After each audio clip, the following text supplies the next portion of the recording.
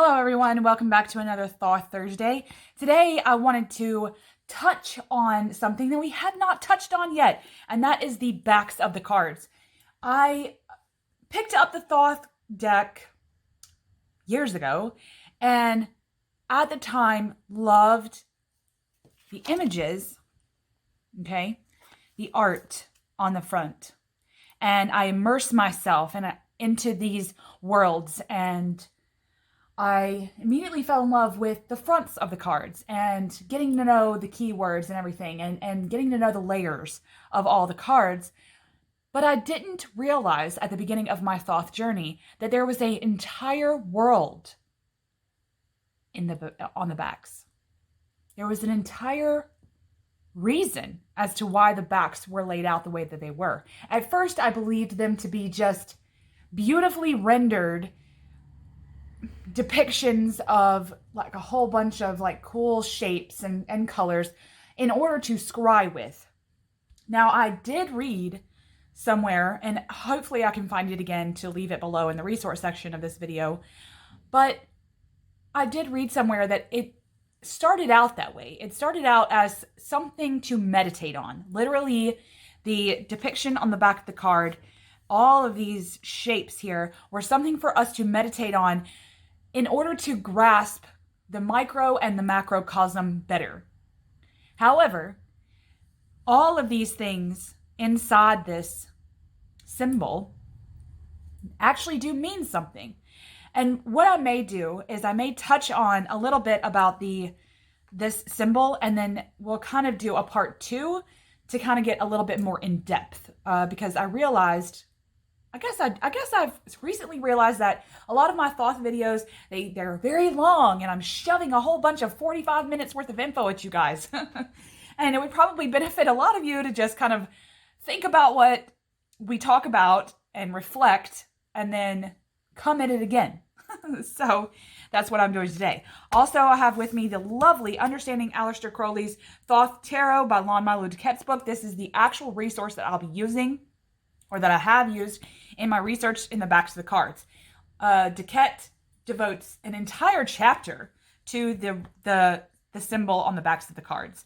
And so I wanted to use this book specifically in my research.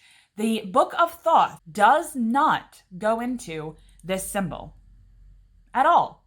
Trust me, I've looked. And there are probably millions of other resources and maybe even other books that go into more of this rosy cross. But of the resources that I have, I think that starting with the first texts, the ones that are going to give you the most information, the most bang for your buck, it's a way for me to really know and to believe the information that's given me.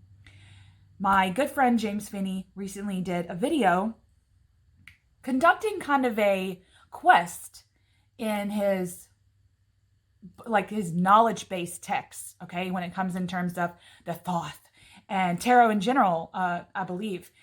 In his quest for knowledge into the tarot, he does a great video on whether or not the texts themselves are brilliant or bullshit.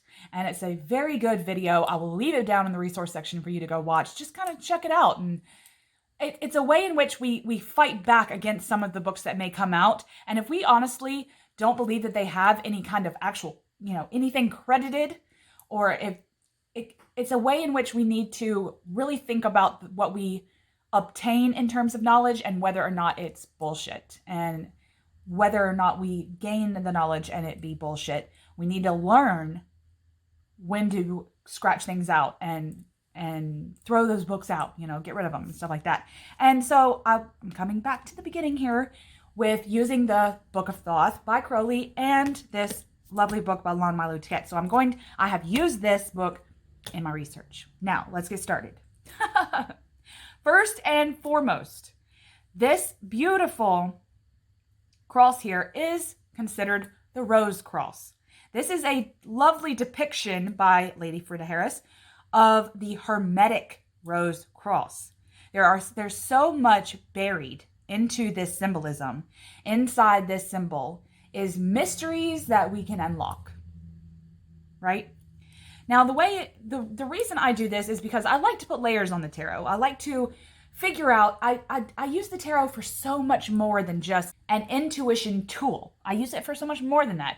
I use the tarot very much in an academic way on top of my everyday daily ritual reading objectively for myself. I use it as an academic tool as well. So, as a way for me to, find my love of studying, I guess you could say.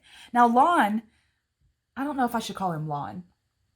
We'll just say Duquette. Okay. Duquette states that this Rose Cross, along with the Tree of Life, are the table of contents of the tarot. Now, when you think about that, I've done a video on the Tree of Life, which I'm very, very proud of. I do shove a lot of information at you in that video. But if you're interested in the Tree of Life at all, go leave the ones I'm leaving in the cards for you, because I do one on the tarot and the Sephiroths and the paths, and I actually conducted a 78 card spread using the Tree of Life and the Sephiroths and paths meanings. And both of them I'm very proud of both of them, so I'll leave those in the cards for you.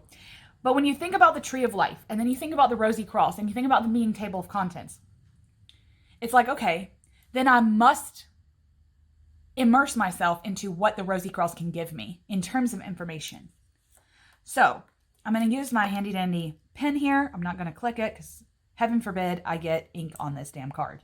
Okay.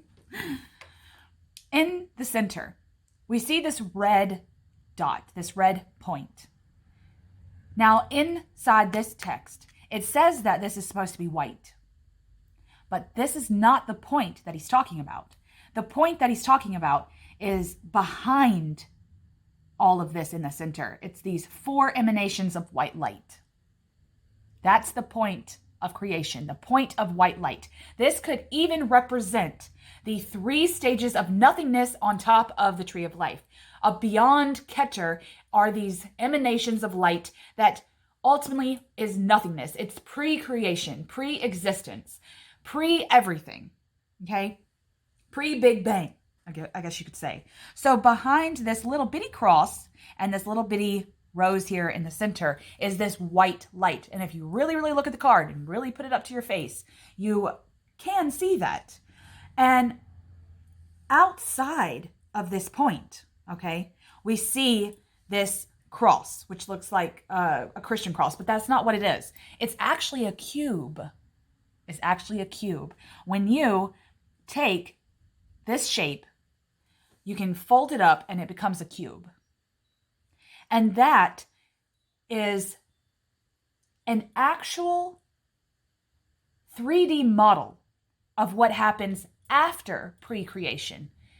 When we have this point, okay, there's a void and there's this nothingness of light.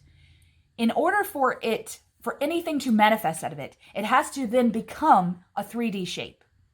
And we go a little into sacred geometry here because after the point, there's a cube, there's a whole bunch of shapes that the universe has manifested itself in stages. And so for the purpose of this Rosy Cross, we see a cube. Now we have to meditate on this being a cube because right here, we're seeing everything already unfolded.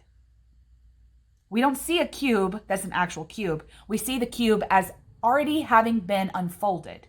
So we have to imagine that this is a cube holding this white light inside of it. In order for the light of creation to manifest reality, the light must extend itself into a 3D reality. It's then become beyond something. It becomes something then. It's no longer nothingness. So the cube represents that nothingness becoming something. Continually, we are still unfolding. We see, once it becomes unfolded, we begin to see what the mystics have donned, the 5-petal rose, which means a lot of things in a lot of different cultures and occult symbolism. The 5-petal rose, generally, I'm putting a generalized meaning on here. The 5-petal rose is ultimately a symbol of the microcosm, human existence, our 5 senses, the 5 elements, things like that. This is a microcosm symbol, is the 5-petal rose. Again, this is before it's unfolded. So all we see is this little red thing here. Or it's already been unfolded, I'm sorry.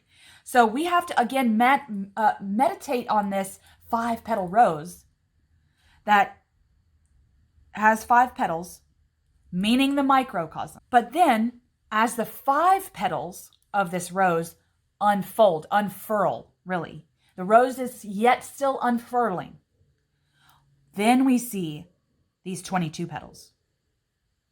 Now, at first, I thought, oh, 22, this is the 22 trumps, this is the 22 major arcana.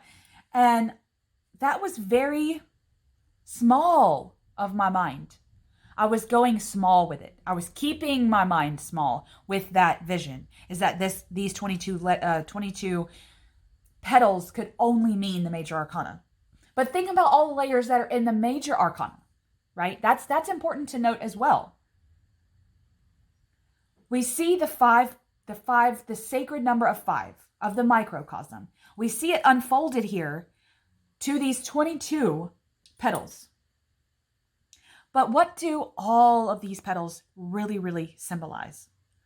Now, when we look in the center here, beyond this light of existence, beyond the unfolded cube, and then beyond yet again the 5-petaled rose of the micro, we see these 3 petals that everything is just doing this. We're continuing to unfold, okay?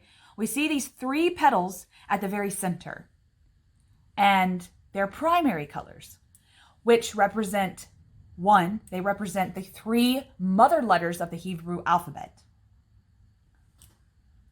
They also represent the 3 main elements. There's like a further correspondence here. These 3 petals.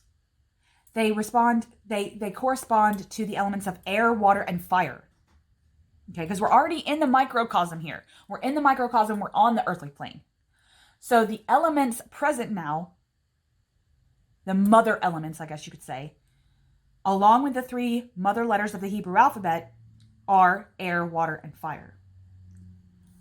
Outside the 3, we look outside around this outer circle of the 3, we see 7, this number 7. Now, in terms of 7, it being a magical number, we can look at numerology, we can look at all of that, but inside this rosy cross, the 7 actually represents the 7 planets.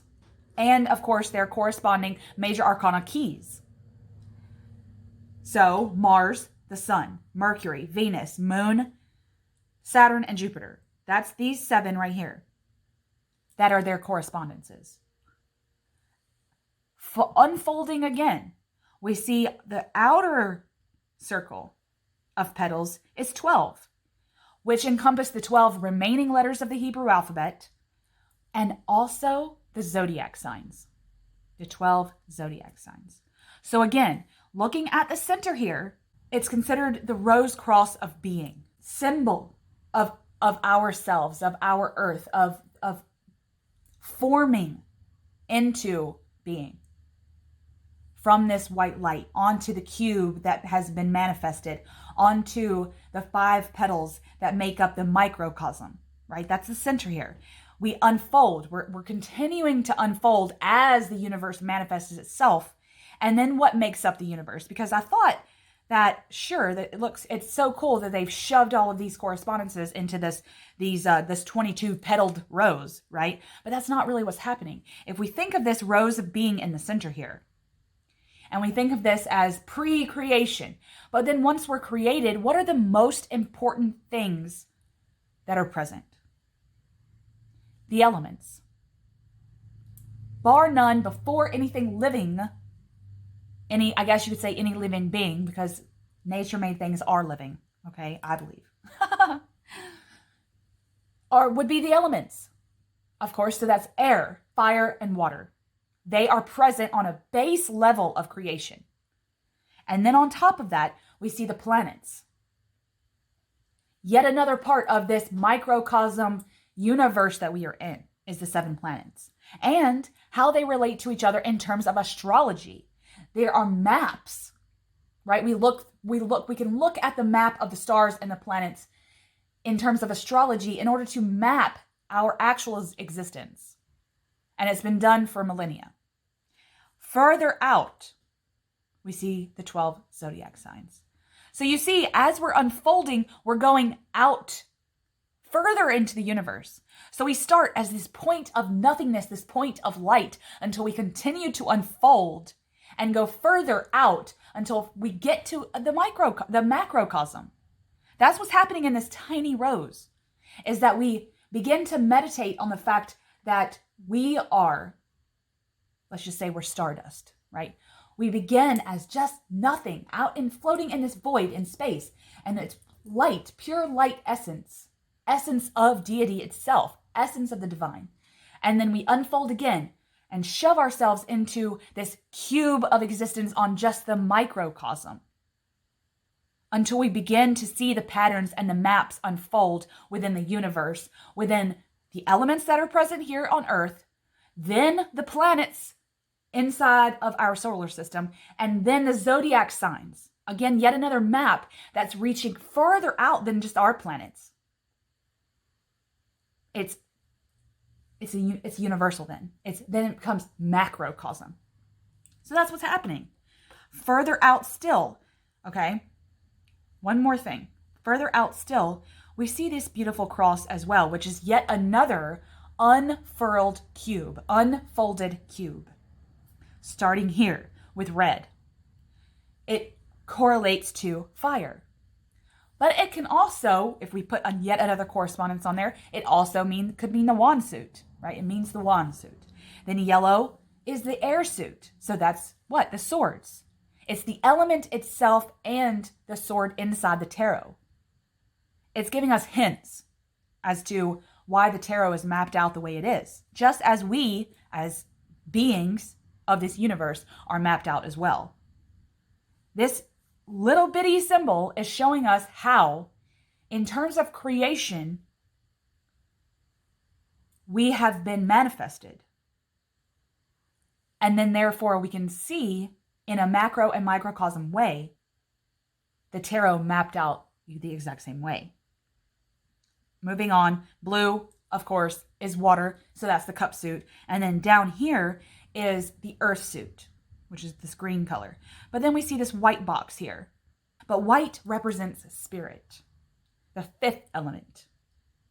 Why would that be present? Why is that prevalent, I guess I would ask. And I did ask. But it's because spirit is here to help contain the other elements as a way for one element not to completely take over. I mean, because it could.